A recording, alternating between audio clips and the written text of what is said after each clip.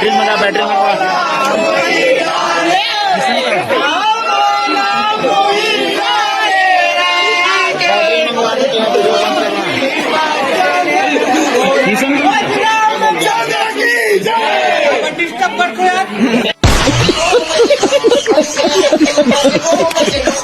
नमस्कार दोस्तों, स्वागत है हमारे आज किसी नई वीडियो में। छत्तीसगढ़ की वायरल गर्ल जो कि स्वर की धनी है मालती निषाद, जो कि एक टाइम खूब वायरल हुई थी अपनी स्वर की वजह से, अब वह पवित्र बंधन में बंधने जा रही है। मालती निषाद की सगाई हो गई है।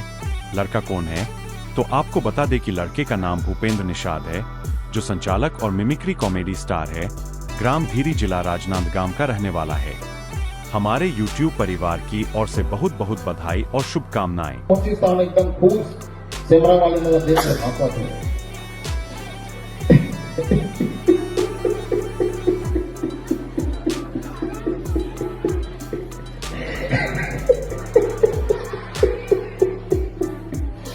अच्छा है, बहुत अच्छा है, बहुत अच्छा है। सी हंसते रहो। ना सुबह चालू भी किया, ना भी किया, आधा कांदा। अच्छा है, जो भी है, जैसा भी बहुत अच्छा है। सेमर कांदा खाओगे, जेली कांदा खाओगे। आगे आ गई मेरी मौत की तमाशा देख रहे हैं।